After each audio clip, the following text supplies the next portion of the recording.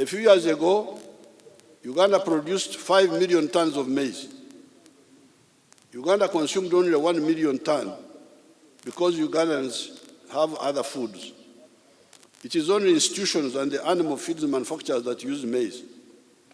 There was therefore a surplus of 4 million tons, which had no market in East Africa on account of the non-tariff barriers, protectionism.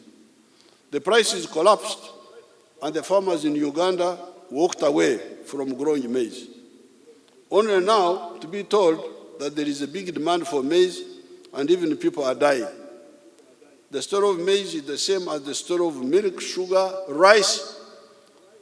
Some Ugandans wanted me to stop Tanzanian rice. Please, I will not do that. If the Tanzanians are growing rice more cheaply, let them grow it and you buy from them.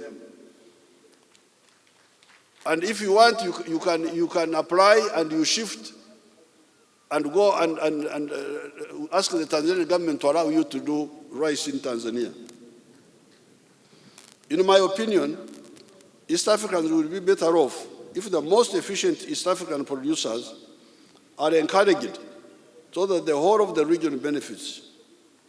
Recently, I was told of some attempts to block rice from Tanzania in order to protect the inefficient rice growers of Uganda.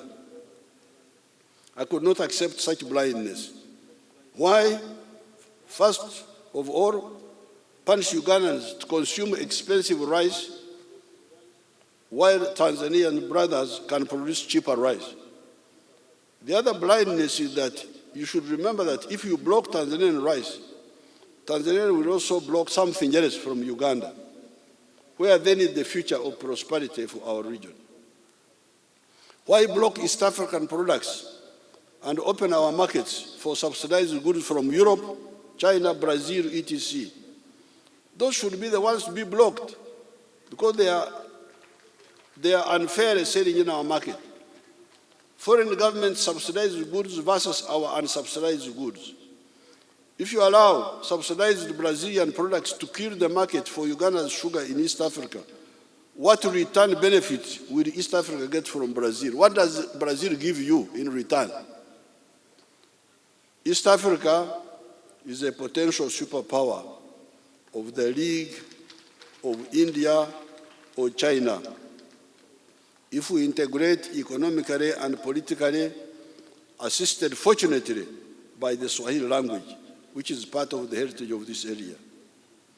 If our economics professors wake up and see the hemorrhage the NRM revolutionaries have been seeing ever since the 1960s on account of only producing raw materials, and the political class determines not to build a Latin America in Africa, but instead build a United States of Africa in Africa, a very prosperous and secure future for Africa. We discovered that in order to create prosperity for our people through the production and sale of goods and services, we need to emphasize the 4 principles. And these are the principles of patriotism, loving Uganda, Pan-Africanism, loving Africa, social economic transformation, and democracy. In order to use our understanding of philosophy and our ideology to create prosperity for our people, we evolved a strategy of 10 points program. Point number 5 of that program read as follows, in quotes: building an independent, integrated, and self-sustaining national economy, end of quotes. By that time, we had already discovered that one of Africa's problems has been the curse of confining itself to the export of raw materials, where we always get less than 10% of the actual value of the end product out of those raw materials, and the resultant loss of jobs to the cleverer-led outsiders. The outsiders are better led, They take our raw materials, they get more money out of them, and create jobs for their children, when ours are here dying in the ocean trying to go to Europe.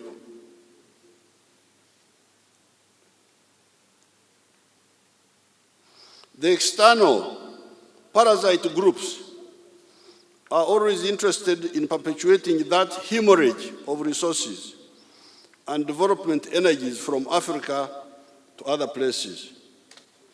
What is most infuriating, however, are the comprador bourgeoisie, agents of foreign interests in Africa, who do two things. First of all, they oppose our value addition efforts so as to frustrate our industrialization efforts. Secondly, they are always importing everything from outside, including trivialities like dead people's hair. It is these processes that have stunted Africa's growth. It is a scandal if there were people to recognize real scandals. You hear people talking of scandals, but they are talking about small scandals. This is a mega centuries-old scandal, which I don't hear anybody talking about. Many people talk. The principle of patriotism struck a blow at the politics of identity, sectarianism of religion and tribes, and pushed forward the politics of legitimate interests of the people. That is why, ever since 1989, the NRM always won all elections by absolute majority in both popular votes and the electoral colleges on the first round. We have never had a second round here. And I congratulate His Excellency Ruto for winning on the first round. In the 1962 independence elections, no party could win by absolute majority because they had fragmented the electorate in sectarian groups that could never attract broad support. Guided by our principle of Pan-Africanism, when we won power, we worked with Mzee Hassan Mwinyi, Mzee Benjamin Mkapa, Mzee Daniel Arap Moi, supported by Mwalimu Julius Nyerere, who was still alive at that time, to revive the East African community, which was re-inaugurated on the 30th of November, 1999. Guided by the same principles, we stood with the African brothers in South Africa, Namibia, South Sudan, Rwanda, Burundi, Somalia, etc. It is this principle that educates us not to aim at building a Latin America in Africa, but building a United States of Africa in Africa, to ensure the prosperity of our people and the strategic security of Africa. Our belief in patriotism and Pan-Africanism enabled us to build a strong national army for the first time since the collapse of the Bourgeois Empire around the year 1500 AD. This is partly on account of the ideology of anti-sectarianism. We do not look at soldiers with sectarian lenses, but with soldiership and ideological lenses for patriotism. That is how we were able to build an army that could go for so long and anywhere for either no pay or low pay.